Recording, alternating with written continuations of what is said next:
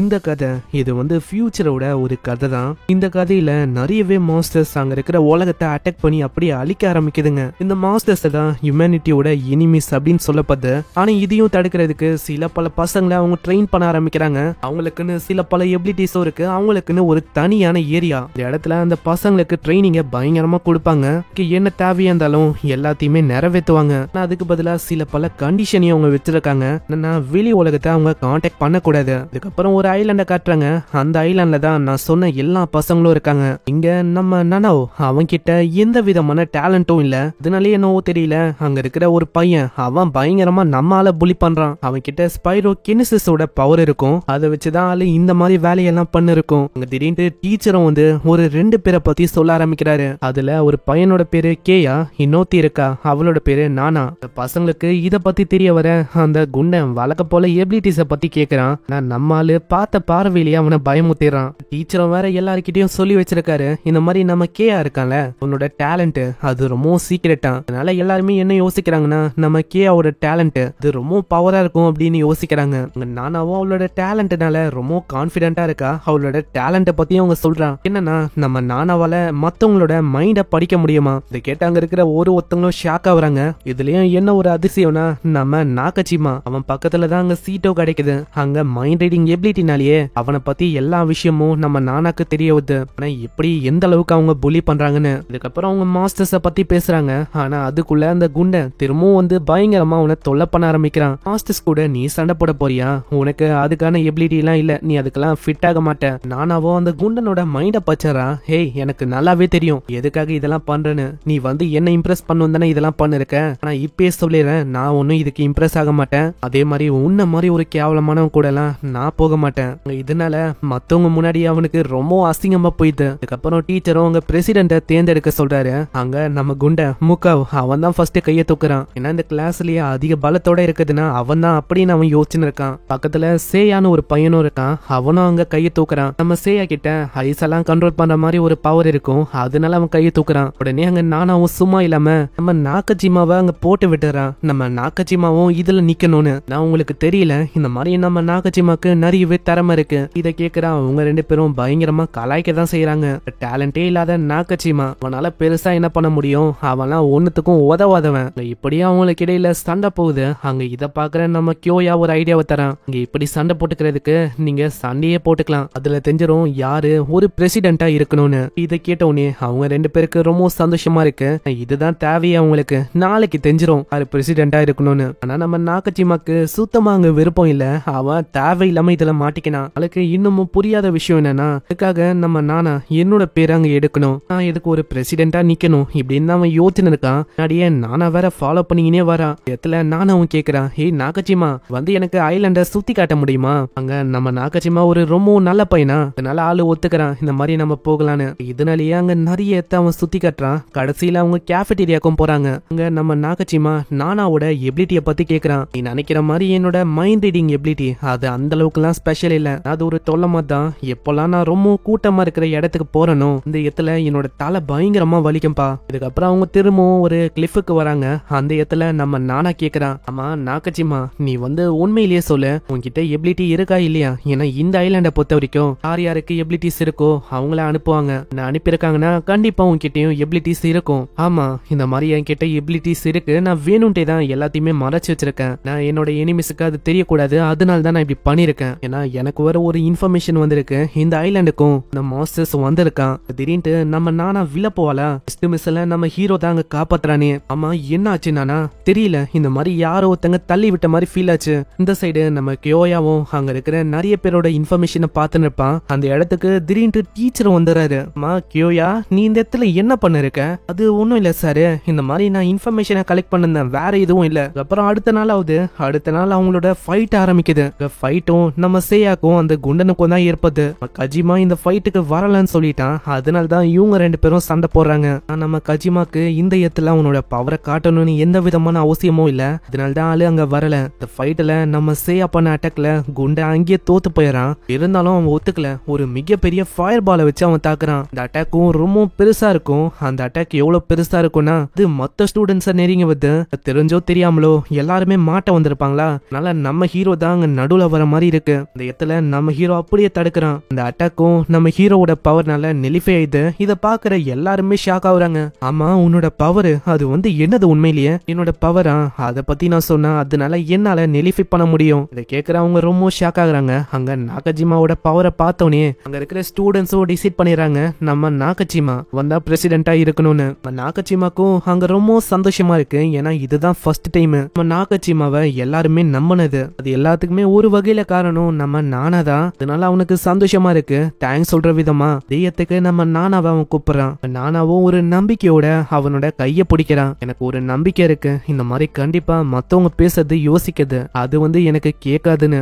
என்னன்னு தெரியல, இப்ப எனக்கு ரொம்ப நல்லா ஃபீல் ஆகுது. திடீர்னு நானா நம்ம நாகஜிமாவை அப்படியே அந்த கிளிஃப்ல இருந்து தள்ளி விடுறா. ஆமா நானா, நீ என்ன பண்ண இருக்க? ஆக மொத்தத்துல நீ என்ன பண்ண ட்ரை பண்ற? அதுவா, உண்மையை சொன்னா எனக்கு எந்த விதமான டேலண்டும் இல்ல. நான் மத்தவங்களோட மைண்ட படிக்கிற மாதிரி சும்மா தான் நடிக்கிறேன். ஏன்னா என்னோட அப்சர்வேஷன் ஸ்கில் ரொம்ப நல்லா இருக்கு. அதனாலயே எனக்கு தெரிய வந்தது. ஸ்டார்டிங்ல புக் படிக்கிற மாதிரி நடுத்தல, அப்ப எனக்கு தெரிஞ்சு போயிடுச்சு எல்லார பார்த்தும் ரொம்ப பயப்படுறேன்னு. கழுத்துல ஒரு கீரல் இருந்திருக்கும், அது வழியாவே எனக்கு தெரிய வந்தது உன்கிட்ட ஒரு கேட் இருக்குன்னு. அம்மா, நீ ஏன் இப்படி பண்ண இருக்க? நீ என்ன ஹியூமனிட்டிக்கு ஒரு எனிமியா? இல்ல அப்படி இல்ல, உண்மையை சொன்னா இந்த டேலண்டோட இருக்கிற இந்த ஆளுங்க அவங்க தான் ஒரு எனிமியே. டேலண்டே இல்லாத ஒரு சாதாரணமான ஹியூமன் தான். இதுக்கு நான் இங்க வந்திருக்கேன் அப்படின்னு தானே யோசிக்கிறேன். கவர்மெண்ட் தான் என்ன அனுப்பி வச்சிருக்கு. அதுவும் எதுக்கு?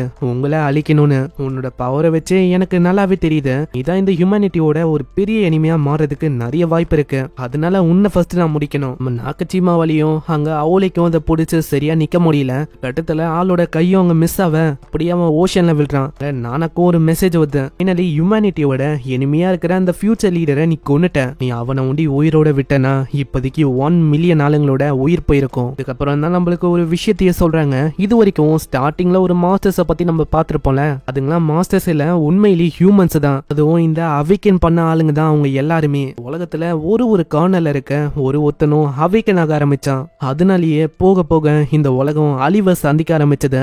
அதுக்காக கவர்மெண்ட்டும் ஒரு ஆர்கனைசேஷனை உருவாக்குச்சு. உங்க வழியா இந்த ஆளுங்களை தடுக்கணும். சாதாரணமான மக்களால இவங்களை தடுக்க முடியாது. நான் இந்த டேலண்ட்டை அவிக்கன் பண்ண அந்த ஆளுங்க அவங்களையே அவங்க சுப்பீரியர்னு சொல்லிக்கிறாங்க. முக்கியமா அவங்களால தான் பிரச்சனையும் வருது. இதனாலேயே ரொம்ப காலத்துக்கு அங்க வார மாதிரி ஒரு விஷயம் போச்சு. இதுல கடைசியில ஜெயிச்சது இந்த டேலண்டே இல்லாத மக்கள் தான். அங்க திரும்பவும் இந்த மாதிரி விஷயம்லாம் ஏற்படக்கூடாதுன்னு சொல்லி இந்த டேலண்டோட போறக்கிற இந்த பசங்களை அவங்க யாருக்குமே தெரியாத ஒரு ஐலாண்டுக்கு சென்ட் பண்ண ஆரம்பிச்சாங்க. அங்க போன பசங்களுக்கு சுத்தமா தெரியாது. அவங்கள பொறுத்த வரைக்கும் இங்க வந்ததுக்கு காரணம் நம்மளுக்குன்னு டேலண்ட் இருக்கு, அதனால நம்ம மாஸ்டர்ஸ் அழிக்கணும், அதுக்காக தான் நம்ம இங்க வந்திருக்கோம். நான் அவங்களுக்கு தெரியாது இவங்க தான் அந்த மாஸ்டர்ஸ்னு. அங்க இதுக்காகவே அந்த சீக்கிரட்டான ஆர்கனைசேஷன் சில பல ஆளுங்களை அனுப்பும். அவங்க வழியா யார் யாரு ஸ்ட்ராங்கா இருக்காங்களோ அவங்களோட கதையை முடிக்க பார்க்கும். இதுக்கப்புறம் அந்த ட்ரைனிங்க காட்டுறாங்க. அங்க இருக்கிற எல்லாரையுமே பாக்குறதுக்கு மாதிரி நார்மலான மக்கள் மாதிரி தான் தெரியுது. சில பேர் நார்மலா நடந்துக்கிறாங்க, சில பேர் அவங்களோட டேலண்ட்டை ஷோ பண்றாங்க. ஷேயாவும் அவனோட எபிலிட்டியை காட்டி நல்லா ஷோ ஆஃப் பண்ணிருக்கான். அங்க இதனால நம்ம நானா டிசைட் பண்ணிடுறா நெக்ஸ்ட் டார்கெட் நம்ம ஷேயா தானே. ஏன்னா அவனுக்கும் ஒரு பாயாசத்தை போற்ற வேண்டியதான் அப்படின்னு அவ யோசிக்கிறான். அவனோட எபிலிட்டி ரொம்ப ஸ்ட்ராங்கா இருக்கு, அதனால நான் ஷேயாவோட எபிலிட்டியை பத்தி அனலைஸ் பண்ணும். அதனால நம்ம நானா ஷேயா முன்னாடி நல்ல பொண்ணு மாதிரி நடந்துக்கிறான். ஆனா அதுக்குள்ள சைல ஒரு பிரச்சனை போகும். அதுல நம்ம குண்டன் அங்க ஒரு ஸ்டூடெண்ட் கூட பிரச்சனையை பண்ண அவன் பயங்கரமா ஒரு பஞ்ச் அடிக்கிறான். ஆனா அதுக்கப்புறம் தான் நம்மளுக்கு தெரிய வருது அந்த ஸ்டூடெண்டால டைமை கண்ட்ரோல் பண்ண முடியும். அங்க நானா கிட்ட அவன் சொல்றான், இந்த பையன் இருக்கால என்ன இருக்கிறதுல இங்க ஸ்ட்ராங்கு. இதனால நம்ம நானா யோசிக்கிறான், அப்பனா இவனுக்கு ஃபர்ஸ்ட் பாயசத்தை போடணும்னு நினைக்கிறேன். ஃபர்ஸ்ட் அவனோட இன்ஃபர்மேஷனை கறக்கணும் இல்லையா, அதனால பின்னாடியே ஃபாலோ பண்ணி நிறைய விஷயத்த அங்க பண்றா. பேசின்னு இருக்கும் போது கிளாஸ் விழ போகுமா, விழப்போன கிளாஸ் தன்னால அப்படியே வந்து நிக்குது. அப்புறம் தான் நம்ம நானாக்கு புரிய வருது இவனோட பவர் டைமை வெறுமா ஸ்டாப் பண்றது இல்ல, டைமை கண்ட்ரோல் பண்ண முடியுது, பின்னாடியும் முன்னாடியே போக முடியுது. இதை கேட்டவன் ரொம்ப இம்ப்ரெஸ் ஆயிரான். ஆனா ஒரு சைடு நம்ம நானாக்கு கொஞ்சம் பயமா இருக்கு. இவன் ஒரே ஒரு பர்சன் தான் இருக்கான், நம்ம நானா தான் நாகஜிமாவுக்கு உண்டான அந்த விஷயத்தை இவனால கண்டுபிடிக்க முடியும். அங்க கியோயா வந்து கேக்குறான், யாவ் நீ என்ன பண்ணு, நீ நம்ம நாகஜிமாவை உன்னோட எபிலிட்டியை வச்சு கண்டுபிடி, ஏன்னா அவன் ஆளை காணும், அவன் எங்க போனான்னு தெரியல. இதை கேட்டவுடனே நம்ம நானா ரொம்ப பயந்து போயிடறான். அங்க டாபிக்காவை மாத்துறதுக்கு ட்ரை பண்றா. இது தெரிஞ்சு அவனோட உடல்நிலை சரியா இல்லைன்னு நினைக்கிறேன், அதனால தான் ஆளை காணும். எனக்கு ஒன்னும் அப்படி தெரியல, ஏன்னா அவனோட ரூம் அது என் கூட தான். நேத்து நைட்ல இருந்தே அவன் வரவே இல்ல திரும்பவும். அதுக்கும் மேல எனக்கு டவுட் ஆகுது நானா உன் மேலதான், ஏன்னா கடைசியா அவன் உன்னை பாக்குறதுக்கு தான் வந்தான், அதுக்கப்புறம் ஆளை காணும். இதனால நானா ரொம்ப பயந்து போயிடறான். ஏன்னா உண்மை கொஞ்சம் கொஞ்சமா அங்க தெரிய வருது. இதே மாதிரி போச்சுன்னா நான் மாட்டிப்பனே. சடனா அங்க ஒரு விஷயமா அவளுக்கு ஞாபகம் வருது. இடத்துல ஒரு ரூமரோ போயின்னு இருக்கும், இந்த மாதிரி எனிமிஸ் ஆஃப் ஹியூமனிட்டி அவங்க இந்த ஐலாண்டுக்கு வந்துட்டாங்களாம். அதனால டாபிக் அவ மாத்தி வேணும்னு அதை பத்தி அவ பேசுறான். எனக்கு தெரிஞ்சு எனிமீஸ் ஆஃப் ஹியூமனிட்டி அவங்க தான் இங்க வந்திருக்காங்கன்னு நினைக்கிறேன். அவங்க அட்டாக் பண்ணிருக்க வாய்ப்பு இருக்குல்ல. ஏன்னா நான் கேள்விப்பட்ட வரைக்கும் அந்த எனிமீஸ் ஆஃப் ஹியூமனிட்டி அவங்களால ஒரு மனுஷனோட ரூபத்தை எடுக்க முடியுமா? வேணும்ட்டே நம்ம நானா கியோயாவோட மைண்ட படிக்கிற மாதிரி நடிக்கிறான். ஒரு விதமா அவ ஆக்ட் பண்ண ஆரம்பிக்கிறான். ஏன் இந்த அளவுக்கு ஒரு மாஸ்டரா இருக்க? உனக்கு ஏன் இந்த அளவுக்கு ஒரு கில்ட் இருக்கு? நீ எதுக்கு அவனை பத்தி கேட்டுன்னு இருக்க? டைம் மேஜிக் கூட இருக்கிற அந்த பையனும் கேக்குறான். ஆமா, இவ சொல்றது கரெக்ட் தான். நீ அவளைக்கும் நிறைய விஷயத்த அவளைக்கும் சீரியஸா எடுத்துக்க மாட்டேன். நான் இங்க நீ ரொம்ப சீரியஸா ஏத்த மாதிரில தெரியுது. இல்ல, நான் வந்து சும்மா டைம் பாஸ் பண்ணிருந்தேன், வேற எதுவும் இல்ல அப்படின்னு அவன் போயிடறான். அங்க நானா வேணும்ட்டே அங்க பத்த வைக்கிறான். எனக்கு தெரிஞ்ச வரைக்கும் இந்த கியோயா இருக்கான்ல வந்து எனிமி ஆஃப் ஹியூமனிட்டி நினைக்கிறேன். அப்புறம் அந்த டைம் ஆட்ரிபியூட்டோட இருக்கிற அந்த பையன் யோயா, அவனுக்கும் அங்க டவுட் வந்திருக்கும், நம்ம நாகச்சிமா எங்க தான் போனான். அதனால அவன் ஃபர்ஸ்ட் அங்க டைம் ஆட்ரிபியூட்டை வச்சு பாஸ்ட்டுக்கு போய் செக் பண்றான். நம்ம கியோயா சொன்னது உண்மைதான். அங்க ஒரு நாளாயும் நம்ம நாகஜிமா அங்க வரவே இல்ல. இதனாலேயே என்னவோ தெரியல, நம்ம யூயாக்கு ரொம்பவும் களைப்பா இருக்கு.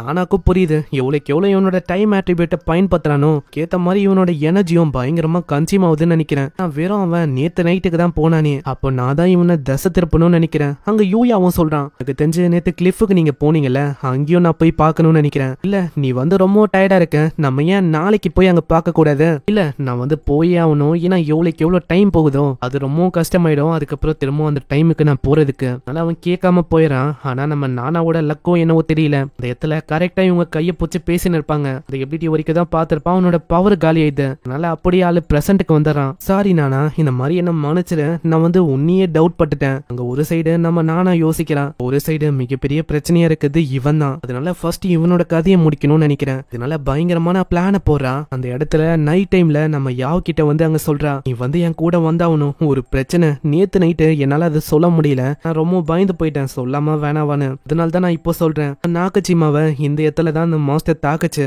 வந்து போய் செக் பண்ணிட்டு வாயேன். அங்க இதனாலேயே நம்ம ஆளு நம்பிட்டாங்க போறான். ஆனா அவனுக்கு தெரியல பாவம் ஒரு ட்ராப்னு. இது எல்லாமே நம்ம நானாவோட ஒரு பர்ஃபெக்டான பிளானு. நேத்து இந்த டைம்ல தான் செய்யா அவனோட எபிலிட்டியை வச்சு ஒரே வச்சிருப்பான். லேக்கு மொத்தமா உறைஞ்சு போயிருக்கும். அது தெரியாம அவன் போயிருப்பானா. அவ்வளவுதான், அவனோட கதை அங்கேயே முடிஞ்சது. அவன் என்னதான் மேல வர ட்ரை பண்ணாலும் கண்டிப்பா அங்கேயே அந்த போக போறான். அப்புறம் கியோயாவும் அந்த இடத்துக்கு வந்து பாக்குறான். அங்க டவுட் ஆகுதா, அதனால அப்படியே அங்க குதிச்சிடறான். இந்த சைடு பசங்களும் அங்க அதை பத்தி தான் பேசுறாங்களே. நம்ம நாகச்சிமாவை காணோம், இப்போ யாவையும் காணோம். ஆனா அவங்க யோசிக்கிறான், இந்த மாதிரி நான் தான் ஏதாச்சும் பண்ணணும்னு நினைக்கிறேன். போக போக பசங்களுக்கு டவுட் வேற வர ஆரம்பிக்குது, சீக்கிரமா ஏதாச்சும் பண்ணணும். உடனே அங்க சேயா வந்து கேக்குறான், ஹோய் பொண்ணு, ஏன் உன்னோட பவர் எனக்கு காட்டக்கூடாது? என்ன நீ பண்ண இருக்க? உன்னோட கேர்ள் ஃப்ரெண்ட் முன்னாடி இந்த மாதிரி ஒரு பொண்ணு கிட்ட நீ வந்து பேசுவியா? அம்மா, உனக்கு எப்படி தெரியும் எனக்குன்னு ஒரு கேர்ள் ஃப்ரெண்ட் இருக்கா? அதுவும் அவ தானே. என்ன இது கூட எனக்கு தெரியாதா? ஏன்னா எனக்கு மைண்ட் ரீடிங்கான எபிலிட்டி இருக்குல்ல. ஆனா அதுக்குள்ளேயே அங்க கியோயா வந்து சொல்றான், உன்னோட கணக்கு படி பார்த்தா அதெல்லாம் ஒன்னும் இல்ல. ஏன்னா நம்ம நானா பண்றது அனலைசிஸ் அண்ட் டிடெக்ஷன். இவ வெறுமா இன்னைக்கு அப்சர்வ் பண்ணிருக்கான் என்னோட கணக்குப்படி. ஏன்னா இன்னைக்கு ஒரு நாள் முழுக்க நல்லா மழை பெய்யுது. நல்லா ஊத்து பார்த்தா நம்ம சேயாவோட ரைட் சைடு இங்க நனைஞ்சிருக்கு. இதுவே அந்த பொண்ணுக்கு லெஃப்ட் பக்கம் நனைஞ்சிருக்கும். அங்க போகும்போதே நம்மளும் அங்க சொல்லிட்டு தான் போறான், நான் வந்து சும்மா தான் சொன்னேன், அதெல்லாம் ஒன்னும் இல்ல. அங்க நானாவும் இதனாலேயே அங்க லஞ்சுக்கு இன்வைட் பண்றான். ஆனா நம்ம கியோயா அங்க முடியாதுன்னு சொல்லிடுறான். அதுக்கப்புறம் நானா பின்னாடியே ஃபாலோ பண்றா. நம்ம கியோயா என்னென்ன பண்றான்னு பாக்குறா. அங்க இப்பதான் அவளுக்கு தெரிய வருது, நம்ம கியோயா இருக்கான்ல, அவன் ஒரு பூனைக்கு யாருக்குமே தெரியாம சாப்பாடெல்லாம் கொடுக்கறான். நெக்ஸ்ட் சீன்ல அவன் நேரடியாவே போய் கேட்டுறா, நான் வந்து உன்னோட ஃப்ரெண்டா இருக்கலாமா? அவன் கூட ஃப்ரெண்டா இருக்கணும்னு ஆசைப்படுறேன். கேக்குற நம்ம கியோயா யோசிக்காம அக்செப்ட் பண்ணிக்கிறான். சரி, நீ என்னோட ரூமுக்கு வரலாம் வா. நெக்ஸ்ட் சீன்ல அங்க ரூமுக்கு வந்தா ஏகப்பட்ட வீடியோ கேம்ஸ் இருக்கு. அப்பதான் நம்ம நானாக்கு தெரியுது, இந்த மாதிரி நம்ம கியோயாக்கு வீடியோ கேம்ஸ்னா அவ்வளவு பிடிக்கும்னு. நானாக்கும் இப்பதான் ஒரு விஷயம் புரிய வருது, நம்ம கியோயா இருக்கான்ல, அவன் உண்மையிலேயெல்லாம் அவ்வளவு சீரியஸான ஆள் இல்ல. உண்மையை சொன்னா ஏதாச்சும் ஒரு விஷயத்த அவன் பார்த்தா அது மேல அவனுக்கு ஆர்வம் ரொம்ப அதிகமாயிடும். அந்த மாதிரி தான் நம்ம நாகச்சிமா மேல அவனுக்கு ஆர்வம் வந்தது. அங்க தேட ஆரம்பிச்சிருப்பான். அதுக்கும் ஒரு காரணம் இருக்கு. ரீசெண்டா தான் இவளோட சிஸ்டரும் இந்த ஐலண்ட்ல இருந்திருப்பா. அந்த சிஸ்டரும் மிஸ் ஆயிருக்கா. அதுக்காக தான் அவளோட சிஸ்டரையும் நாகச்சிமாவையும் இந்த அளவுக்கு மும்முரமா தேடுறான். அப்புறம் விளையாடும் போதே நம்ம நானாக்கு இன்னொரு விஷயம் தெரிய வருது. அங்க ஒரு ஃபேவரட்டான மாங்காவை அவன் காட்டுறான். அது நம்ம நானாக்கும் ரொம்ப பிடிக்கும். அங்க போகும்போது திடீர்னு அவன் ஒரு வாட்சை காட்டுறான். அம்மா, இது வந்து நாகச்சிமாவோட வாட்ச். நான் கிளிஃப்ல பார்த்தேன், நீ என் கூட கிளிஃபுக்கு வர முடியுமா? அங்க வந்தக்கப்புறம் நம்ம கியோயா அங்க கேக்குறான், அம்மா நேத்து நைட்டு நாகச்சிமா கூட நீ எங்க இருந்தேன் ஈவினிங் டைம்ல. அதுவும் எதுக்கு ஈவினிங் அப்போ கேக்குறேன், நான் இந்த இடத்துல தான் இந்த வாட்சை கண்டுபிடிச்சேன். இந்த வாட்ச் வேற யாரும் இல்ல, நம்ம நாக்கச்சிமாவோட வாட்ச் தான். அவனோட வாட்ச் இங்க இருக்கு. அதே டைம்ல இந்த வாட்சை நல்லா உத்துப்பாரு. இதுல 6 மணி ஆகுது. 6 மணிக்கு ஏதோ ஒரு சம்பவம் இங்க ஏற்பட்டிருக்கு. அவனா இங்க இருந்து குதிச்சிருக்கான், இல்லனா யாரோ ஒருத்தங்க அவனை தள்ளி விட்டுருக்காங்க. அதனாலதான் அவனோட உயிர் போயிருக்கு. நம்ம நாக்கச்சிமா இதை வந்து தெரியப்படுத்தணும்னு சொல்லி இதை அவன் விட்டு போயிருக்கான். அங்க இதை யாரு பண்ணதுன்னு எனக்கு தெரியல. இதை கேட்டோன்னே நானும் அப்படியே மழுப்ப ஆரம்பிக்கிறேன். அப்படின்னா நம்ம ஹியூமனிட்டிக்கு எனிமையா இருக்கிற அந்த எனிமிங்க உங்களோட வேலையா இருக்கலாம்ல. மாஸ்டர் இதை பண்ணியிருந்தா இந்த மாதிரி விஷயம்லாம் ஏற்பட்டிருக்காது. அங்க நானாக்கும் ஒரு பழைய விஷயம் ஞாபகம். நம்ம நானா வரும்போதே அவங்க சொல்லிதான் அனுப்பியிருப்பாங்க. எவ்வளோக்கு எவ்வளோ டைம் போகுதோ அதுக்கேற்ற மாதிரியே அவங்களோட பவரும் கொஞ்சம் கொஞ்சமா அதிகரிக்கும். அது ரொம்ப அதிகமாயிடுச்சுன்னா நியூக்ளியர் வெப்பன் கூட தேவைப்படும் அவங்கள அழிக்கிறதுக்கு. அதனாலதான் அவங்க டிசைட் பண்ணிருக்காங்க நம்ம நானா மாதிரி ஒரு ஏஜென்ட்டை அனுப்புறதுக்கு. அங்க கியோயாவும் சொல்லியிருப்பான், இந்த மாதிரி நம்மளுக்குள்ளதான் ஒரு கில்லர் இருக்கான், அவனோட வேலை தான் இது. அதுக்கப்புறம் கியோயாவும் நானாவும் அங்க டீச்சர் கிட்ட போய் இந்த விஷயத்த சொல்றாங்க. அங்க டீச்சரு இதை வந்து வெளியில சொல்ல வேணாம் தான் சொல்றாரு. கிராஜுவேஷன் வரைக்கும் இவங்களால சுத்தமா வெளி உலகத்தை கூட கான்டாக்டே பண்ண முடியாது. அதனால சொன்னா மத்தவங்க வந்து பயப்பட ஆரம்பிச்சிருவாங்க. அதனாலயே இவங்களால எதுவுமே பண்ண முடியல.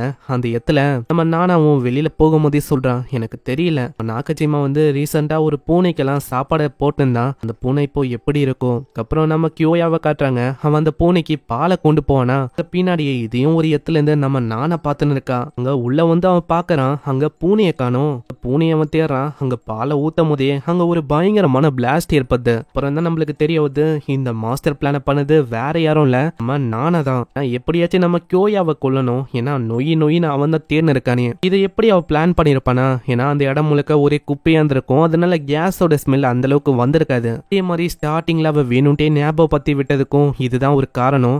நம்ம நானாக்கு நல்லாவே தெரியும், நான் இப்படி சொன்னா கண்டிப்பா அவன் அந்த பூனையை பாக்குறதுக்கு போவான்னு. அதே மாதிரி போனா இப்ப அவனோட நிலைமையும் சாகுற அளவுக்கு போயிடுச்சு. அவ போய் செக் பண்றா, நம்ம கியோயாவோட நிலைமை மோசமா இருக்கு. கவலைப்படாத, இந்த மாதிரி நான் சீக்கிரமா போறேன், காப்பாத்துறதுக்கு யாரையாச்சும் கொண்டு வரேன். ஆனா அதுக்குள்ள நம்ம கியோயா அப்படியே பொழிச்சிங்கன்னு கேக்குறான், இரு நீ வந்து இந்த இடத்துக்கு எப்படி ஃபர்ஸ்ட் வந்த. அதே மாதிரி உன்னோட எபிலிட்டி ஏதோ மைண்ட் ரீடிங்ல என்கிட்ட சொன்ன, என்னோட எபிலிட்டி இம்மார்டலிட்டி, அது வந்து ஏன் உனக்கு தெரியல. ஆனா என்னதான் சொன்னாலும் நம்ம நானா மேல அவனால டவுட் பண்ண முடியல. போதுமான அளவுக்கு உண்மையான எவிடன்ஸும் அங்க இல்ல. அதனால அப்படியே அவன் போக விட்டுறான். அப்புறம் அந்த குண்டை கிட்டையும் சேயா கிட்டையும் அவன் சொல்றான், இந்த மாதிரிதான் ஆச்சு அப்படின்னு. அதுக்கு காரணமும் இந்த எனிமி ஆஃப் ஹியூமனிட்டி உங்க தான் சொல்றான். இப்படி இவங்க பேசும்போது இந்த சைடு அங்க பொண்ணுங்கெல்லாம் ரொம்ப சந்தோஷமா இருக்காங்க. நாங்க ஒரு குள்ளமா ஒரு பொண்ணு இருக்கா, அவளுக்கு மியூச்சிரோன்னு ஒரு பையன் கிட்ட இருந்து ஒரு லவ் லெட்டர் வந்திருக்கு. அந்த இடத்துல அப்புறம் தான் அந்த சின்ன பொண்ணு நம்ம நானாவை பாக்குறா. நானாவோட கால்ல அடிபட்டிருக்குமா, அதனால அவன் நக்க ஆரம்பிச்சிடான். இதை பாக்குற நானா பயந்து போயிடறான். ஆனா அப்புறம் தான் அவன் நல்லா நோட்டீஸ் பண்றான், அந்த காயம் இருக்குல்ல அது தன்னால குணமாயிடுச்சு. அப்பதான் அந்த பொண்ணை பத்தியே நம்மளுக்கு தெரியுது, அந்த பொண்ணோட எபிலிட்டியே இதுதான். ஏதாச்சும் அடிப்பட்ட எத்த அவள் லிக் பண்ணாலே போதும், அவளால ஹீல் பண்ண முடியும். ஆனா ஒரு சைடு இந்த எபிலிட்டி ரொம்ப டேஞ்சரான எபிலிட்டி அவளுக்கு. ஏன்னா எவ்வளோக்கு எவ்வளோ இந்த மாதிரி அவ பண்ணி மத்தவங்களுக்கு ஹெல்ப் பண்றாலும் அப்படி பண்ண பண்ண அவளோட லைஃப் எனர்ஜி அது வந்து கொஞ்சம் கொஞ்சமா கம்மியாகுமா. அந்த லெட்டர்லயும் பேக்ல வந்து மீட் பண்ணுன்னு போட்டிருக்கோம். அதே மாதிரி அந்த பொண்ணு போறான். ஆனா அந்த இடத்துல வந்தது ஏதோ நம்ம நானா தான். அங்க நானாவும் வந்து உண்மையை உடைக்கிறான். இந்த மாதிரிலாம் பையனே இல்ல, இத பண்ணது உன்னோட ஃப்ரெண்ட்ஸுங்க தான், அவங்க வேணும்ட்டே இந்த மாதிரி பண்ணாங்க. இது எப்படி நம்ம நானா கண்டுபிடிச்சிருப்பானா, அவளுடைய அப்சர்வேஷன் அவ பயன்படுத்திருப்பா. அது வழியா தான் தெரிய வந்திருக்கும். ஆனா ஆப்வியஸா நம்ம நானா வந்து மைண்டா தான் ரீட் பண்ண அப்படின்னு அவ சொல்லிடுறான். ஒரு சைடு அவளுக்கு நெக்ஸ்ட் டார்கெட்டும் கிடைச்சாச்சு. ஆனா அவ எதுக்கும் ஜாக்கிரதையா இருக்கணும், ஏன்னா நம்ப முடியாது. ஏன்னா இன்னமும் நம்ம கியோயாக்கு டவுட் வந்து நம்ம நானா மேல ரொம்ப அதிகமாயிடுச்சு. அதனாலே என்னவோ தெரியல, நம்ம கியோயா எல்லாத்தையுமே கவனிக்கிறான். ஹீல் பண்ற அந்த பொண்ணு அவளை எப்படியாச்சும் அவ கொல்லணும்னு ஒரு பிளான் போடுறான். அங்க அந்த பொண்ணை கொல்லலான்னு அவ போறான். ஆனா வெளியில ஆல்ரெடி நம்ம கியோயா வெயிட் பண்ண இருக்கான். ஆமா என்னமாச்சு இந்த டைம்ல நீங்க என்ன பண்ற, அத நான் தான் கேட்கணும், நீ என்ன பண்றீங்க. வேற ஒண்ணும் இல்ல, எனிமீஸ் ஆஃப் ஹியூமனிட்டி. நீ சொன்ன அந்த எனிமிங்க எப்ப வேணாலும் உன்னை தாக்குறதுக்கு வாய்ப்பு இருக்கு. அதனால உன்னை காட் பண்ணணும்னு நான் இங்க வந்திருக்கேன். வேணும்னா சொல்லு, நம்ம 2 பேரும் ஒன்னா தூங்கலாம். அப்படி தூங்கினா கண்டிப்பா உனக்கு தாலாட்டியும் நான் பாடுறேன். அவ வேணான்னு சொல்லிட்டு அப்படியே உள்ள போயிடறான். விசா இப்போ டோர் வழியா அவளால போக முடியாது. அதனாலேயே அவ வேற ஒரு வழியா போறதுக்கு ட்ரை பண்றா. அங்க ஜன்னல் வழியா போயிடறான். அங்க லவுடா மியூசிக் எல்லாம் கேக்குமா. இதனால கியோயாக்கும் அங்க டவுட் அதிகமாகுது. உள்ள யாரையுமே காணோம். வெளியில போய் பாக்குறான். வெளியில அவ வேற எங்கேயோ ஓடி போறான். அந்த இடத்துக்கு வந்து பார்த்தா நானாக்கு பயங்கரமா அடிபட்டிருக்கு. அங்க ஆப்வியஸா ஒரு பொய்ய சொல்றான். யாரோ ஒருத்தங்களோட மைண்ட் வாய்ஸ் கேட்டேன், அது மாஸ்டரோட மைண்ட் வாய்ஸ் நினைக்கிறேன். அதனால்தான் இந்த ஹீல் பண்ற இந்த பொண்ணுக்கு பிரச்சனைன்னு சொல்லி நான் இங்க வந்தேன். வரும்போது அந்த மாஸ்டர்ஸ் என்ன தாக்க ஆரம்பிச்சிச்சுங்க. அதனால நான் இங்க வர மாதிரி ஆயிடுச்சு. இது உண்மையிலேயே உண்மை இல்ல. ஏன்னா நம்ம கியோயா வந்து பின்னாடியே வந்திருக்க. இருக்கால, முக்கியமா நம்ம நானா மேலேயும் இப்போ டவுட் ரொம்ப அதிகமா இருக்கு. அதை வந்து எப்படியாச்சும் கம்மியாக்கணும்னு சொல்லிதான் அவளையே அவ இந்த அளவுக்கு காயமாக்கியிருக்கா. நான் அப்பதானே இந்த மாதிரி டவுட் கம்மியாகும். ஆனா உண்மையிலேயே நம்ம கியோயாக்கு டவுட் வந்து போச்சான்னு கேட்டா அது கிடையாதுங்க. மாஸ்டர்ஸ் இங்க வந்திருந்தா அசால்ட்டா இந்த ஹீல் பண்ற இந்த பொண்ணையும் நானாவையும் அசால்ட்டா கொண்டு இருக்க முடியும். அப்படி மாஸ்டர்ஸ் வந்து இந்த விஷயத்தையும் நம்ம கியோயா கிட்ட அவளால சொல்ல முடிஞ்சிருக்க முடியும். அதையும் அவ பண்ணல. ஏன் எதுக்கு ஒண்ணுமே அவனுக்கு புரியல. முக்கியமா இன்னமும் அவனுக்கு எவிடன்ஸ் அங்க கிடைக்கல. இதனாலேயே அவன் கம்முன்னு விட்டுறான். நானா சொல்றது உண்மையா பொய்யா கூட நம்ம கியோயாக்கு அங்க தெரியல. அதுக்கப்புறம் நானா அங்க இருக்கிற கிளாஸ் முழுக்க அந்த ரூமரை பரப்புறா. நம்ம ஹீலர் பொண்ண அவங்க வந்து தாக்க வந்தாங்க. நான் தான் எப்படியே காப்பாத்தினேன். கிளாஸ்ல இதை சொல்லுவேன். நானாவை பத்தி தான் அங்க இடம் முழுக்க பேச்சா இருக்க. ஒரு ஹீரோவாவே மாறிடுறான். ஹீலர் பொண்ணையும் அவ காப்பாத்திருப்பால. இதனாலேயே நம்ம நானாக்கு அவ சப்போர்ட் பண்ண ஆரம்பிச்சதா. ஆனா என்னோட உயிரியை காப்பாத்தினா. அதனால இவ தான் கிளாஸ் பிரசிடென்டா இருக்கணும். மத்தவங்களும் ஒத்துக்க அங்க இது அவளுக்கு வாட்டமா போயிது. பரவாயில்ல, தன்னால ஆடுங்க மாட்ட ஆரம்பிக்குதுங்க. இப்ப நம்ம நானா ஒரு பிரசிடென்டா இருக்கா. இதனால இதையே அவளோட அத்தாரிட்டியா பயன்படுத்தி இந்த இடத்துல நிறைய பேரோட இன்ஃபர்மேஷனா வாங்குறா. அதாவது ஆளுங்களோட எபிலிட்டி, என்னென்ன ஸ்கில் இருக்கு, இந்த மாதிரி விஷயங்கள சைடு இந்த மாதிரி என்னதான் இவ ரூமரை பரப்புனாலும் நம்ம கியோயாக்கு அங்க டவுட் வந்து போகல. டவுட் இருக்கதான் செய்யுது. சைடு நம்ம கியோயாக்கும் டவுட் வந்து இருக்கும். இந்த மாதிரி காயம் வந்து ஒரு வெப்பனால அடிப்பட்ட மாதிரி இருந்திருக்கும். இருந்தாலும் அவ சமாளிச்சிருப்பா. அதெல்லாம் இல்ல, அது வந்து நகமும் பல்லா இருக்கும்னு.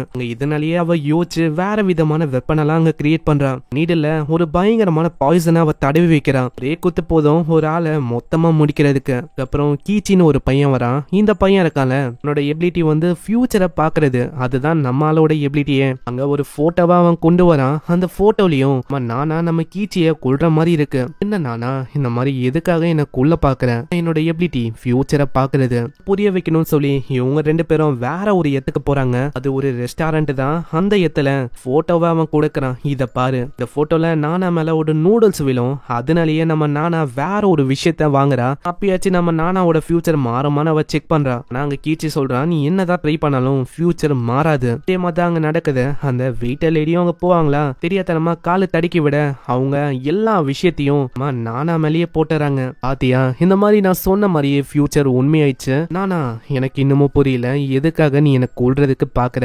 எனக்கு தெரியல. உண்மையை சொன்னா நான் எதுக்கு அப்படி பண்ண போறேன்? எனக்கு எந்த விதமான மைண்ட் செட்டும் இல்ல உன்னை கொல்லணும்னு. நம்ம கீச்சி விடுவானா? அங்க அவனோட விஷன் அவன் பயன்படுத்துறான். அங்க விஷன் வழியா இதுக்கு முன்னாடி ஒரு கொலையாவ பண்ணிருப்பால, அத அவன் காட்டுறான். பார்த்து அவ ரொம்ப ஷாக் ஆகுறா. இப்போதான் நம்மளுக்கு ஒரு உண்மையும் தெரியுது. அதாவது நானா பண்ண கொலை எல்லாமே நம்ம கீச்சிக்கு நல்லாவே தெரியும். ஆனா இது வரைக்கும் ஆளு காட்டிக்கல வெளியில. இதனாலேயே அவன் பிளாக்மெயில் பண்ண ஆரம்பிக்கிறான். என் கேர்ள் ஃபிரெண்ட் மாதிரி எனக்கு பிரிட்டன் பண்ணு, வேற வழியே இல்ல, கால் அமுக்குறது, வேலையை பண்றது, இந்த மாதிரி விஷயத்தெல்லாம் அவ பண்றா. ஆனா ஒரு சைடு இன்னமும் அவளுக்கு டவுட் இருக்கு. பையனுக்கு எப்படிதான் அந்த எபிலிட்டி வேலை செய்யுது? ஒரு கட்டத்துல அந்த ஃபியூச்சரை பாக்குற அந்த பையன் தூங்கிடுறான். அப்புறம் தான் நம்ம நானா நோட்டீஸே பண்றாங்க. சில பல போட்டோஸும் வந்து அதுவும் ஃபியூச்சருக்கான போட்டோ தான். அதுல 5ஆவதா அந்த போட்டோவை பார்த்து அவ ரொம்ப ஷாக் ஆகுறா. ஒரு சைடு நம்ம நானாக்கு ஒரு டவுட் இருக்கு. இந்த கேமரா இருக்குல்ல, இதுதான் இந்த ஃபியூச்சருக்கான ஒரு காரணமா இருக்கோ? அங்க வெளியில போய் எடுக்கிறா. ஆனா எந்த விதமான போட்டோவும் அந்த மாதிரி வரல. அதுக்கு காரணம் அவனோட எபிலிட்டி. அவனோட எபிலிட்டியை வச்சு டச் பண்ணா அது அப்படியே ஒரு போட்டோ காப்பியா வரும். இதுக்கப்புறம் நம்ம கிச்சி எழுதுக்கிறான். அங்க அவனுக்கு உண்மையும் தெரிஞ்சு போயிது. நான் தூங்கும் போதே என்னோட போட்டோவை நீ தூக்கிருக்க அதானே? ஏன்னா எப்பயுமே நான் தூங்கும் போது ஒரு 5 போட்டோ காப்பியை நான் எடுப்பேன். அதுவும் கரெக்டா பர்ஃபெக்டா 5 தான். நான் இந்த வாட்டி நான் பார்க்கும் போது 4 தான் இருந்தது. அங்க செக் பண்ணி பாக்குறேன். அங்க செக் பண்ணதுல அது கிடைக்கவும் செய்யுது. இப்போதான் நம்மளுக்கு இன்னொரு விஷயமும் புரியுது, எதனால நம்ம நானா ஷாக் ஆனானு. அந்த இடத்துல 5ஆவது போட்டோல நம்ம நானா தான் எந்த பொண்ணு நிலைமையில இருக்கா. நல்ல கிச்சிக்கோங்க ஆர்வம் இது. நான் வந்து பார்த்தாகணும் இந்த விஷயம் எப்படி நடந்ததுன்னு. ஆனா உண்மையிலேயே அங்க இது விஷயம் இல்ல.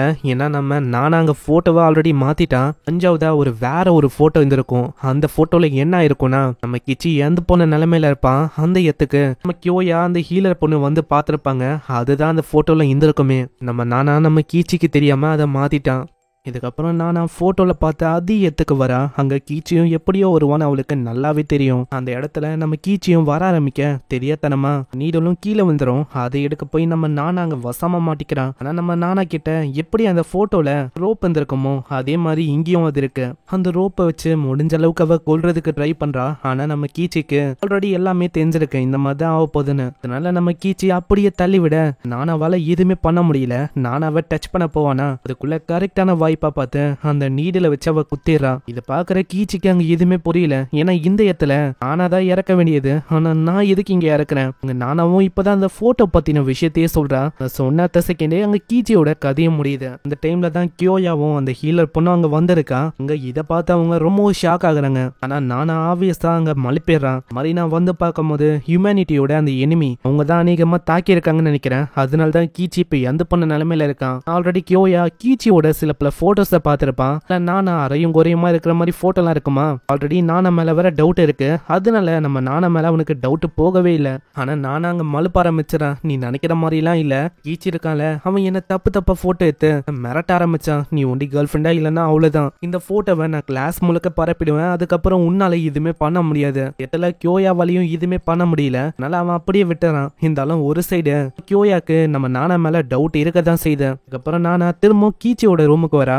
கீச்சி ஆல்ரெடி சில பல போட்டோஸ் எடுத்திருப்பான். அதுல அந்த தள்ளி விடுற அந்த போட்டோவும் இருக்கும். கரெக்டா அந்த போட்டோ ஒண்டி அங்க மிஸ் ஆகுது. அப்புறம் தான் நம்மளுக்கு தெரிய வருது அந்த போட்டோ ரொம்பவும் இம்பார்ட்டன்ட்ல, அதனால கீச்சி கிட்டதான் இருக்கு. ஆனா இதெல்லாம் தெரியாத இந்த ஹீலர் பொண்ணு நம்ம நானா கிட்டே அதை கொடுக்குறான். அவன் வந்து கீச்சியோட உடம்புல இருந்து இந்த போட்டோவை எடுத்தேன், என்னதுன்னு எனக்கு தெரியல. நான் நானாக்கு இவ எவ்வளவு இன்னசென்டா இருக்கால, இதே ஒரு வாய்ப்பா வச்சு அப்படி இவளையும் பிரெயின் வாஷ் பண்ண ஆரம்பிக்கிறான். நீ நினைக்கிற மாதிரி எல்லாம் ஒன்னும் இல்ல, இந்த பையன் இருக்கான்ல கீச்சி நல்ல போட்டோவை நல்லாவே எடிட் பண்ண முடியுது. அப்படிதான் என்னோட போட்டோவையும் இவன் எடிட் பண்ணி என்ன மிரட்டலாம் ட்ரை பண்ணான். இதை நம்ம நானா சொல்லுவாளா, அங்க இதையும் அந்த ஹீலர் பொண்ணு நம்புறா. அங்க நானாக்கா இது ரொம்ப வாட்டமாவும் போயிடுச்சு. சீன்ல கீச்சி இறந்து போயிட்டான்ல, அவனுக்காக அங்க ஃபியூனரலும் நடக்குது. எத்தல கியோயாக்கு இன்னமும் டவுட் இருக்கும். கியோயாவும் மத்தவங்க கிட்ட சொல்றான், எனக்கு அதெல்லாம் தெரியாது, கீச்சி எப்படி இறந்து போனா இந்த விஷயம் வந்து எனக்கு தெரிஞ்சாவணும். நம்ம கீச்சி இறந்து போனதுக்கு பின்னாடி யாரோ ஒருத்தங்க இருக்காங்க, அதை நம்ம கண்டுபிடிக்கணும். ஆனா அதுக்குள்ளேயே அந்த காஃபின் திறக்குமா, இதை பார்த்து எல்லாருமே பயந்து போயிடறாங்க. முன்னாடியே சிஞ்சின்னு ஒரு பையன் இருக்கான், ஒரு நிக்ரோமேன்சர். அவனோட பவரால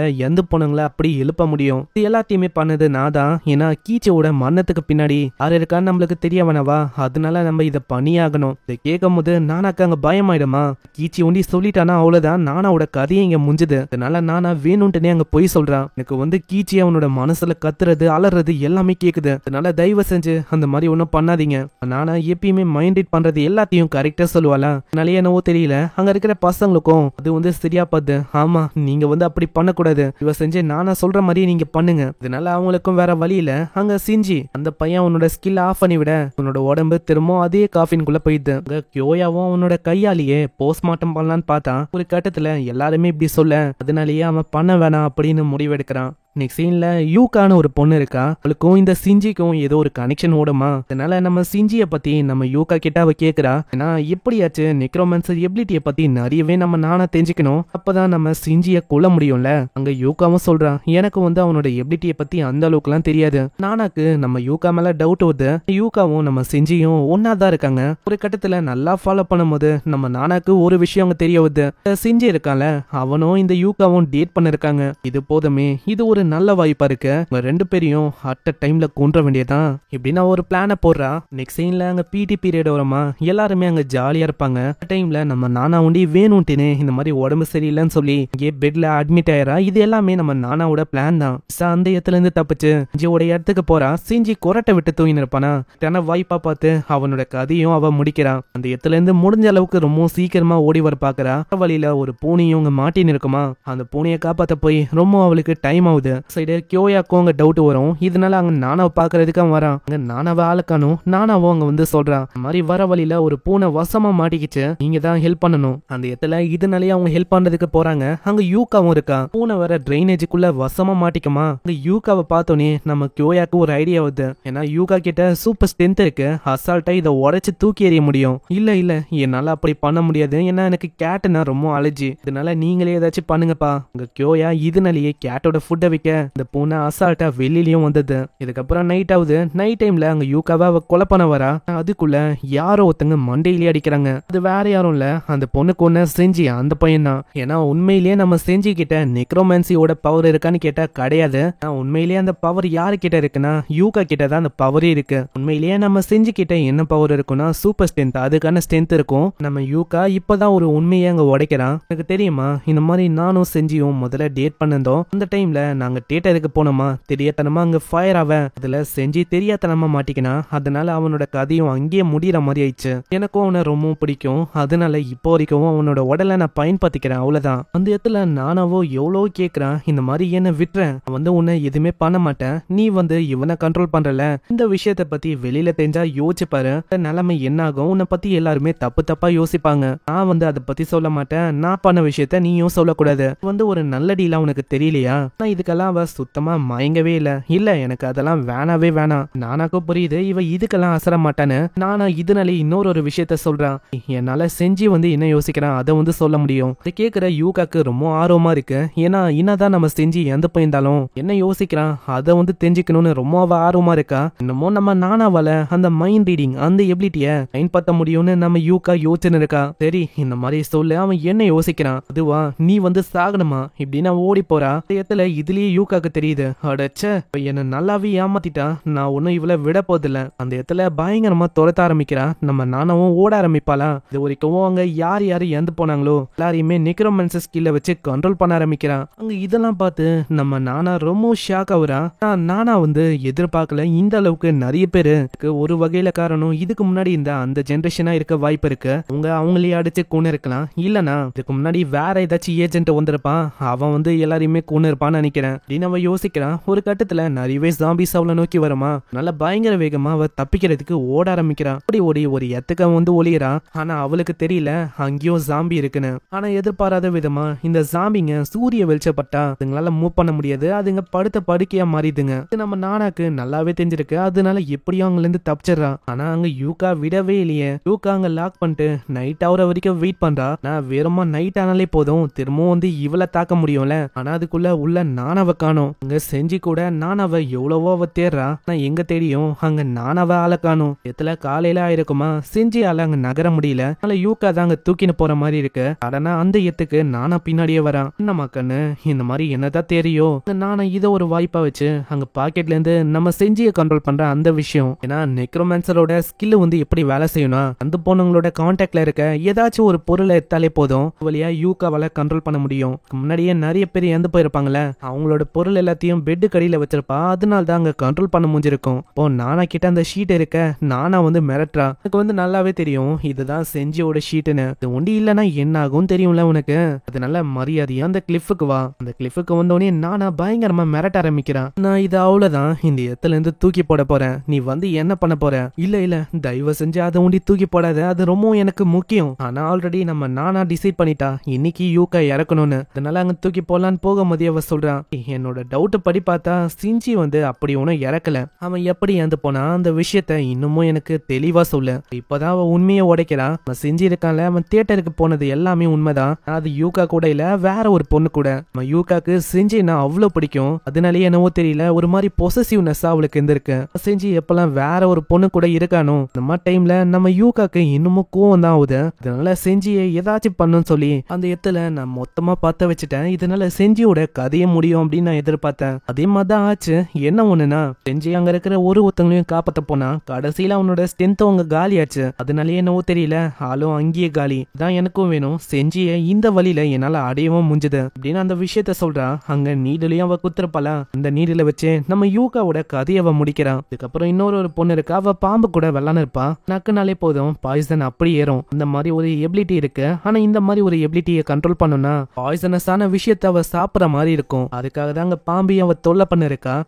நானும் கவோரிய பத்தி கேக்குறான். கவோரி இருக்கால, அந்த பொண்ணும் இந்த பொண்ணும் ஃப்ரெண்டு. அவங்க ரெண்டு பேருக்கு இடையில இப்போ ரீசெண்டா ஏதோ ஒரு பிரச்சனை போயின்னு இருக்கு. கேக்குற மாதிரியே கேட்டுட்டு பயங்கரமா அந்த நீடில வச்சு குத்தி கொன்னுறா. அவ்வளவுதான் இந்த பொண்ணோட கதை முடிஞ்சது. ஆல்ரெடி யூகா சில பல டெட் பாடிஸ கண்ட்ரோல் பண்ணிருப்பால, அந்த இடத்துலயே இந்த பொண்ணையும் கொண்டு போய் போறா. நெக்ஸ்ட் சீன்ல அந்த கவோரி இருக்கால, அவளோட ரூமுக்கு நைஸா போய் அவளோட கான்டாக்ட் லென்ஸ்ல ஏதோ ஒரு வகையான பாய்சனை கலந்து விடுறா. ஏன்னா அப்போதான் கவோரியும் டக்குன்னு இறந்து போவால. வெளியில வரும்போதே யோயாவும் கேக்குறான், மா நீ சிஞ்சிய பாத்தியா? சிஞ்சி யோகா இவங்க ரெண்டு பேரையும் ஆளை காணும். கேட்டோன்னே நானா உண்மையை சொல்லிடுறான். சிஞ்சி யோகா இவங்க ரெண்டு பேரும் இறந்து போயிட்டாங்க, அந்த கிளிஃப்ல தான் இறந்து போனாங்க, எல்லா விஷயத்தையும் அவ சொல்றா. அந்த எத்துக்கு அந்த குண்ட ஹீலர் பொண்ணு யோயா எல்லாருமே அந்த எத்துக்கு போய் பாக்குறாங்க. அங்க அப்படியே அவ பிளேட்டை மாத்தி போட்டா. யூகா இருக்கால, அவ தான் எல்லாரையுமே கண்ட்ரோல் பண்ணா. இந்த மாதிரி விஷயத்த என்கிட்ட சொன்னாலா, அதுக்கு நிறையவே கில்ட்டா இருந்துச்சு. அதனாலேயே இங்க இருந்து குதிச்சு இறந்து போயிட்டா. அங்க இதை அவங்களால நம்பவே முடியல.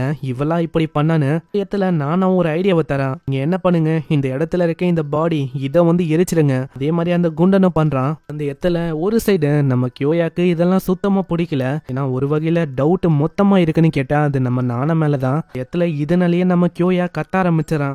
உங்களுக்கு வந்து புரியலையா, இந்த பொண்ணு இருக்கால எப்பெல்லாம் பிரச்சனை வரும் அந்த இடத்துல இருக்கா, இதுலயும் உங்களுக்கு தெரியலையா மியூச்சிர மேல அட்டாக் நடக்கும் போதும் அந்த இடத்துலயும் இவ இருந்தா. ஆனா அதுக்குள்ளேயே ஒரு சவுண்டு கேட்கும். சவுண்டும் கவரியோட சவுண்டு தான். அங்க போய் பார்த்தா அவ ஆல்ரெடி இறந்து போயிருக்கா. அவளோட கண்ணில் இருக்க ஏதோ ஒரு விஷயத்த அவ எடுக்க பாக்குறா. நல்லா ஊத்து பார்க்கும் போது அது கான்டாக்ட் லென்ஸ்னு புரிய வத. இதை புரிஞ்சுக்கிற நம்ம கியோயா அந்த கான்டாக்ட் லென்ஸோட அந்த கேப் இருக்கும்ல, அதுல ஏதோ ஒரு லிக்விட் இருக்கும். அதை அவன் டெஸ்ட் பண்ணி பாக்குறான். அதனால கியோயாவோட உடம்பே ஒரு மாதிரியாவது. கியோயாவோட எபிலிட்டி அது வந்து இம்மார்டிலிட்டி. அதனால நம்ம கியோயாக்கு அங்க எதுவுமே ஆகல.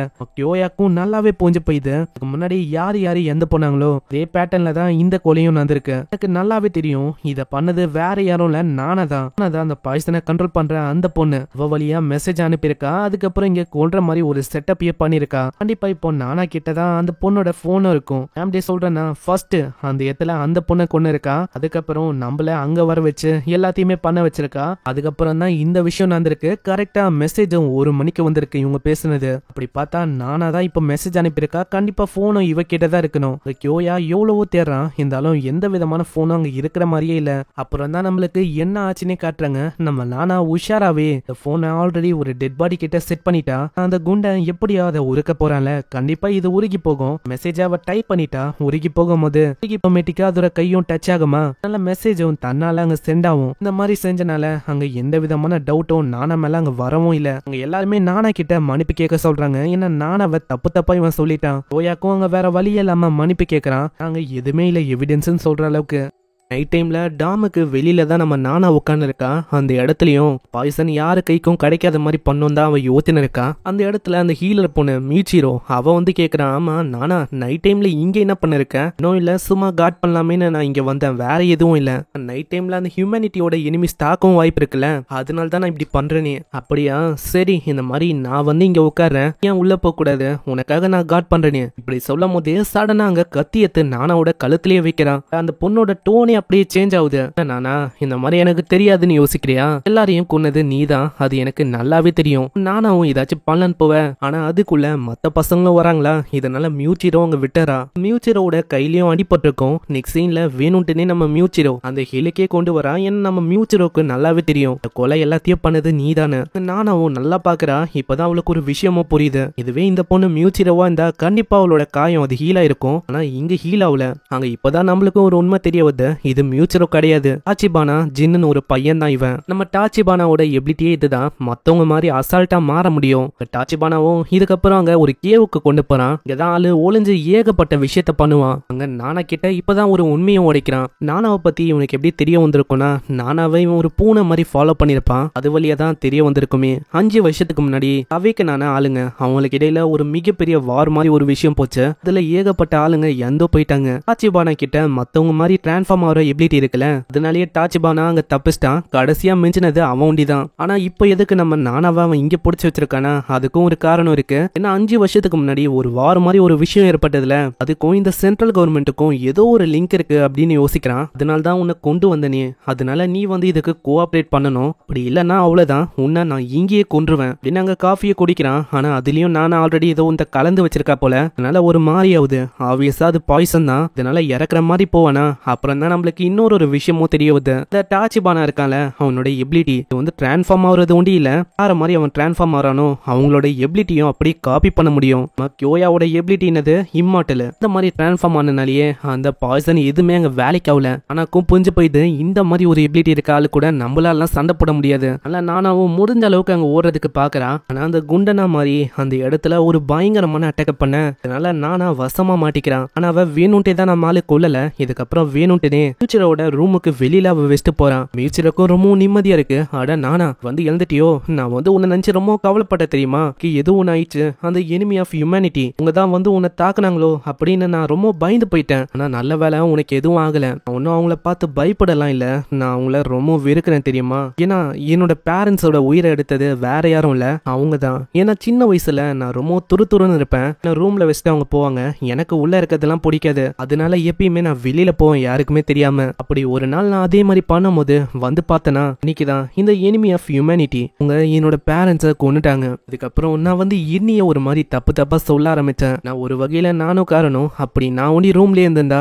மாதிரி ஆயிருக்குமா, எனக்கு வந்து தெரிஞ்சிருக்கும், நானும் ஏதாச்சும் ட்ரை பண்ணிருப்பேன் தடுக்க. அப்படி இவ சோகமான கதையை சொல்லும் போது அந்த இடத்துல அவ ரொம்பவும் கஷ்டப்படுவா. ஆனா அதுக்குள்ள கியோயாவோட வாய்ஸ் கேக்குது. ஆனா நீ வந்து என் கூட ஒரு எத்துக்கு வரணும். நான் இப்ப வேற ஒருத்தனை எவனோ ஒருத்தன் கொன்னு இருக்கான். இது வேற யாரும் இல்ல, ரியோஜின்னு ஒரு பையன் தான். ஆல்ரெடி கூட்டமா இருக்கு. அங்க நம்ம கியோயாக்கு டவுட் வருதும் இந்த குண்டன் அந்த ஃபயர் எபிலிட்டியோட இருப்பானே அந்த பையன் மேல் தான். ஆனா நம்ம குண்டன் வந்து சொல்றான் இந்த மாதிரி நான் எதுவுமே பண்ணல, நானு மத்தவங்க எல்லாருமே அந்த ரூம்ல தான் இருந்தோம். ரியோஜியோட ரூம்ல இருந்து எந்த விதமான குரலோ இல்ல சத்தமோ கேட்ட மாதிரி எனக்கு தெரியல. அங்க கியோயாக்கு டவுட்டா இருக்குமா, அங்க மத்தவங்க கிட்டயும் அவன் கேக்குறான், மா இதெல்லாம் உண்மைதானா, சரி உங்களோட எபிலிட்டியை எனக்கு சொல்லுங்க. அந்த இடத்துல ஒருத்தவங்களும் அவங்களோட எபிலிட்டியை காட்டுறாங்க. ஒருத்தனுக்கு சவுண்டோட எபிலிட்டி இருக்கு, இன்னொருத்தனால ஆவிய வெளியில எடுக்க முடியும், இன்னொருத்தன் அவனோட பாடியை மேக்னெட்டா மாத்த முடியுமா. நம்ம தான் அவங்களுக்கு மொக்கையான எபிலிட்டி தான் இருக்கு.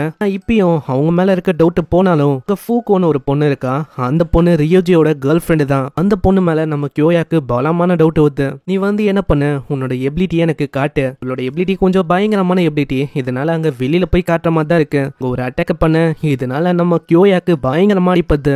நம்ம கியோயாவோட எபிலிட்டி இம்மாட்டல்ல, இதனாலேயே அவனுக்கு அவளுக்கும் எதுவுமே ஆகல. இதுக்கு மேல இந்த ஃபூகோ இருக்கால, இந்த பொண்ணுக்கு அவளோட எபிலிட்டியை சரியா கண்ட்ரோல் பண்ண தெரியாது. இந்த மாதிரி விஷயமா இருந்தாலும் கியோயாக்கு அங்க இன்னமும் டவுட் பலமா இருக்கு. இந்த இடத்துல இதுக்கப்புறம் டீச்சரும் ஓடி வருவாரா, அங்க அந்த விஷயத்த அவங்க ரிப்போர்ட் பண்றதுக்கு போறாங்க. நெக்ஸ்ட் சீன்ல நானா அவளோட ரூம்ல இருக்கும் போதே அங்க டீச்சரு கொண்டு வந்திருக்காரு. அப்புறம் தான் நம்ம நானா பாக்கெட்டை செக் பண்றான். அங்க பாக்கெட்ல அந்த பாய்சனையும் காணும். அந்த ரியோஜி இருக்கால, அவனால இது வந்து மிஸ் ஆயிருக்கும் அப்படின்னு நினைச்சு அங்க போலான்னு பாக்குறான். அதுக்குள்ள நம்ம கியோயா வரனால அங்க போக முடியல. அப்புறம் அவங்க எவ்வளவோ இன்வெஸ்டிகேஷன் பண்ணி பாக்குறாங்க. ஆனா எந்த விதமான துப்பம் கிடைக்கிற மாதிரியே இல்ல. அங்க ஃபூகா அந்த பொண்ணு இன்னமும் பயங்கரமா அழுவுறா. நானா வந்து நீ ஹெல்ப் பண்ணு என்ன, ஏன்னா எனக்கு ரொம்ப கஷ்டமா இருக்கு, அதனால ரியோஜியை கொன்னவங்கள நம்ம வந்து சும்மா விடக்கூடாது, இதுக்கு நானா ஒத்துக்கிறேன். நெக்ஸ்ட் சீன்ல நானா திரும்ப பாய்சனோட பாட்டில தேடி மியூச்சரோட ரூமுக்கு வரா. ஏன்னா அங்க தானே ஸ்டோரி அவ சொல்லியிருப்பா, அதான் இருக்கும் அப்படின்னு நினைச்சு தேரா. அங்க டைரியில ஒரு விஷயத்தையும் அவ பாக்குறா. நம்ம மியூச்சரோ எப்போ நம்ம நானாவை மீட் பண்ணாலும் அவளோட உலகம் ரொம்ப மாறி போயிடுச்சு. அப்பத்துல இருந்து இவ ரொம்ப சந்தோஷமா இருக்கா. இதுக்கு காரணமும் நம்ம நானாதான். ஆனா இல்லனா அப்படி ஆயிருக்காது. அதனால நானாவை நான் எப்பயுமே சோகமா பார்க்க விரும்பல. கண்டிப்பா என்னால முடிஞ்ச உதவியை நான் பண்ணுவேன். ஏன்னா அப்பா அம்மாவோட ஸ்டோரியை சொல்லும் போது ரொம்ப கஷ்டப்பட்டா அந்த மாதிரி நான் திரும்ப நடக்க விட மாட்டேன் அப்படின்னு அவ சொல்லியிருக்கா. பின்னாடி ஒரு குரலும் வந்து நம்ம இததான் தெரியும் இந்தா, அதே மாதிரி மியூச்சுரவ ரொம்ப நேரமா ஆளக்கானோ, அவளையும் எதுக்கும் நீ பாரு, ஏன்னா பாத்ரூம்க்கு போனா அதுக்கப்புறம் வரவே இல்ல. இந்த இடத்துல மியூச்சுரவ தேடி அவ போறா. அவ பார்த்தா பாத்ரூம்லயே மயங்கி போயிருக்கா. வழியே இல்லாம மியூச்சுரவ அவ காப்பாத்தவும் செய்யறான். நானா கிட்ட இப்பதான் மியூச்சுரோ என்ன ஆச்சுன்னே சொல்றான். நான் ஒரு பூனையை பார்த்தேன், அதுக்கு அடிபட்டுச்சா, ஹீல் பண்ணிட்டு நான் குளிக்கும் போது தான் இப்படி ஆச்சு. வெளியில நம்ம டாஷிபானா இருக்கான்ல, வெளியில ஒரு அடிப்பட்ட ரேபிட்ட பாக்குறான். இதுக்கு முன்னாடி அந்த பூனைக்கு எப்படி அடிபட்டிருக்கோமோ அதே மாதிரி இங்கேயும் ஒரு வெட்டுக்காயம் இருக்கு. வெட்டினவனும் இங்கதான் பக்கத்திலே இருக்கான். ஆனா அவளைக்கும் நம்ம டாஷிபானா கத்தல, நீ வந்து யார வேணுமோ கொல்லு, நான் அனாவசியமா இவங்களை கொல்றதெல்லாம் தப்பு. நெக்ஸ்ட் சீன்ல அந்த சென்ட்ரல் கவர்மெண்டோட சீனை காட்டுறாங்க. எல்லாருமே ஒரு முக்கியமான விஷயத்த பத்தி தான் பேசுறாங்களே. நானா வந்து இப்போ ரொம்ப லேட் பண்றா எல்லா விஷயத்தையும் பண்றதுக்கு. அதனால நானாவோட மென்டரா இருக்கிற சுருக்கா அந்த பர்சனை அவங்க வந்து அங்க அனுப்புறதுக்கு தயாராக்குறாங்க. நான் அப்பதான் அந்த அவிக்கு நான ஒருத்தங்களையும் சீக்கிரமா கொல்ல முடியும்ல. இந்த சைடு நானா நல்லாவே பாத்துக்கினால மியூச்சுரல் குணமாயிரா. இந்த இடத்துல நானாக்கும் இப்ப புரியுது, இந்த மாதிரி மியூச்சுரவை பாத்துக்கிறதுக்கே ரொம்ப நேரம் போயிடுச்சு, நான் சீக்கிரமா என்னோட மிஷினை முடிக்கணும்னு நினைக்கிறேன். அங்க நெக்ஸ்ட் டார்கெட்டையும் நம்ம நானா சூஸ் பண்ணிட்டா. அது வேற யாரும் இல்ல, இந்த ஃபூகா அந்த பொண்ணுதான். அங்க போலான்னு போகும்போதே அங்க மியூச்சுரை கூப்பிடுறா. அட இரு நானா, இந்த மாதிரி கொஞ்சம் என் கூட விளையாட்டு போலாம்ல. நானாக்கு வேற வழி தெரியல. விளையாடும் போதே நானாவும் டைரியில இருக்க ஒரு பர்சனை பத்தி கேக்குறா. ஆனா ஆப்வியஸா டைரியில தான் நான் பார்த்தேன் அப்படின்னு அவ சொல்ல, மைண்ட் ரீட் பண்ண அப்படின்னு போய் சொல்றா. அப்பதான் மியூச்சுரோ அவளோட பாஸ்ட்ல அந்த ஒரு விஷயத்த பத்தி சொல்றா. அவளோட பாஸ்ட் ரொம்ப கொடூரமா இருந்திருக்கு. ஏன்னா இவளோட பவர் என்ன ஹீலிங், அதனாலே என்னவோ தெரியல இவளை எல்லாருமே வேணும்னே புலி பண்ணிருக்காங்க. மியூச்சுரோவால எதுவுமே பண்ண முடியல. மியூச்சுரோக்கு ரொம்ப கஷ்டமா இருந்திருக்குமா. அன்னைக்கு ஒரு பிரிட்ஜுக்கு கீழே உட்காந்தா. இந்த டைம்ல ஒரு நாய்க்குட்டிக்கு அடிபட்டு இருக்குமா, அதையும் அவ ஹீல் பண்ணி விடுறா. அந்த நாய்க்குட்டி ஹீல் பண்ணும் போதே அந்த நாய்க்குட்டியோட ஓனரும் வராங்க. அந்த பொண்ணு பேரு ஹிட்டோமி. இதனாலே என்னவோ தெரியல நம்ம ஹிட்டோமிக்கு நம்ம மியூச்சுரோவை ரொம்ப பிடிச்சு போயிது. இதுக்கப்புறம் அவங்க ஒன்னா சுத்துறது பேசுறது இந்த மாதிரி நிறைய விஷயத்த பண்றாங்க. யார் யாரு மியூச்சுரோவை புலி பண்ண பார்த்தாங்களோ எல்லாரையுமே ஹிட்டோமி பயங்கரமா தாக்கி புள்ளி பண்ணாத மாதிரி பண்ணிட்டான். எல்லாமே நல்லா போகும்போது அப்புறம் தான் நம்ம மியூச்சுருக்கு ஒரு விஷயம் தெரிய வருது. ஹிட்டோமியோட உடம்புல கேன்சர் இருக்கான். கூடிய சீக்கிரத்துல அவ சாக போறா. டெய்லி ஹாஸ்பிட்டல் தான் போற மாதிரி இருக்கும். ஆனா அப்படி இருந்தோம் ஹிட்டோமி தனியா இருப்பாளே அப்படின்னு சொல்லி ஹிட்டோமிய தினமும் பார்க்க வரான். ஆனா ஒரு நாள் நம்ம மியூச்சுரோ எதிர்பாராத விதமா அங்க ஹிட்டோமி இறந்து போயிடறான். அதுக்கப்புறம் நம்ம மியூச்சுரோக்கு ரொம்ப கஷ்டமா இருக்குமா, அதனால யாருக்கு அடிபட்டாலும் ஓடி போய் ஹீல் பண்றது இந்த மாதிரி விஷயத்தெல்லாம் அவ பண்ண ஆரம்பிச்சா. இதனால அவளோட உயிருக்கே பாதிப்பு வரும் தான். அதை பத்தி கூட அவ கவலையே படல. இதெல்லாம் கேட்கும் போது அங்க மியூச்சுரை பத்தி அவ யோசிக்கிறா. போன்ல இவளையும் கொல்லணும் அப்படின்னு தான் போட்டிருக்கு. இதனால அவளுக்கு என்ன பண்ணணும்னே தெரியல. இவளோட பாஸ்ட்லயும் நானாவோட அப்பாவும் அம்மாவும் இறந்து போயிருப்பாங்க.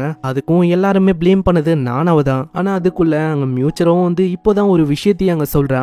நானா நீ என்கிட்ட சொன்னல மாதிரி உன்னோட பேரண்ட்ஸ யாரோ ஒருத்தங்க கொன்னாங்கன்னு. இந்த டைம்ல நீ சொன்ன இந்த மாதிரி விளையாட போகும்போது எல்லாத்தையும் நீ கலைச்சு போட்டுதான் போனேன்னு. நான் பார்க்கும் போது எல்லாமே எப்படி இருந்துச்சு. நானாக்கும் சடனா இப்பதான் ஒரு விஷயமே ஞாபகம் வருது. நான் வரும்போது கலைஞ்சு போன அந்த பொருள் எல்லாமே நார்மலா இருந்திருக்கும். அதுக்கப்புறம் தான் அந்த விஷயத்தையும் அவ பாத்திருப்பாளே. ஒரு சைடு இப்பதான் புரியுது அங்க நானா மேல எந்த விதமான தப்பும் இல்ல. வந்தது வேற எவனும் தான் அங்க கொன்னு நானா மேல பழிய போட்டிருக்கான். நானா நீ உன்னையே பிளேம் பண்ணாத. இல்ல உன் மேல எந்த விதமான தப்பும் இல்ல, அதனால நீ கவலையே படாத.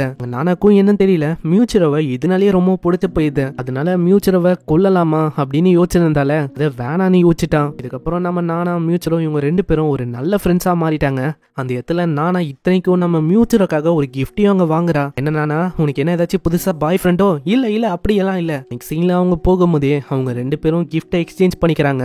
நானாக்கும் அவ்வளவு சந்தோஷமா இருக்கு. ஆனாக்கு அவ என்ன கிஃப்ட குத்துருக்கானா ஒரு தலைக்காணி தான். நம்ம நானா பெண்ணு மாதிரி ஏதோ ஒரு விஷயத்த குத்துருக்கா. அப்புறம் நம்ம நானா அவளோட ரூம்ல இருக்கும் போதே டாச்சிபானா அங்க ஒரு விஷயத்த சொல்றான். நம்ம மியூச்சுரோவை பீச் பக்கம் போற மாதிரி பார்த்தேன். நான் கேட்டேன் எதுக்காக போறான்னு. இல்ல நான் ஒருத்தங்களை பார்க்கணும் அப்படின்னு அவ சொன்னா. யாரு என்னன்னு தெரியல. கேட்டோன்னே நானாக்கு புரியுது ஏதோ ஒண்ணு தப்பா இருக்குன்னு. அதனால நானா யோசிக்காம அங்க ஓடி போய் காப்பாத்துறதுக்கு போறான். அங்க நானா யோசிச்ச மாதிரியே தான் இதுக்கு முன்னாடி யாரு ரியூஜியை கொன்னாங்களோ அதே பர்சன் தான் இப்போ கொல்றதுக்கும் அங்க பாக்குறான். மியூச்சுரோவை கொல்ற மாதிரி போயிருப்பான். அதுக்குள்ள நானா நடுவுல வரான். நானாவை கொல்ல பாக்குது வேற யாரும் இல்ல, சோலெல்லாம் வெளியில எடுக்க முடியும்ல அந்த பையன் தான். அவனோட எபிலிட்டிய நம்ம மொக்கான யோசிச்சிருப்போம். அந்த எபிலிட்டிய வச்சு அவன் கையில கத்தியோட நம்ம நானாவை குத்தி கீக்க ஆரம்பிக்கிறான். மியூச்சுரோ கிட்ட அவ எவ்வளவு சொல்றா ஓடி போயிடு தயவு செஞ்சு. இல்ல நான் உன்னை விட்டு ஓட மாட்டேன். நீ என் கூடி இருந்திருக்க. நான் உன்னை கண்டிப்பா ப்ரொடெக்ட் பண்ணுவேன். நானாக்கும் புரியுது இவ ஓடி போக மாட்டான்னு. அதனால வேணும்ட்டே அங்க தப்பா நம்ம மியூச்சுரோ பத்தி சொல்றான். உன்னும் என் ஃப்ரெண்டே இல்ல, உன்னை நான் முழுக்க யூஸ் பண்ணேன். நான் உன்னெல்லாம் உண்மையான ஃப்ரெண்டா நினைக்கவே இல்ல.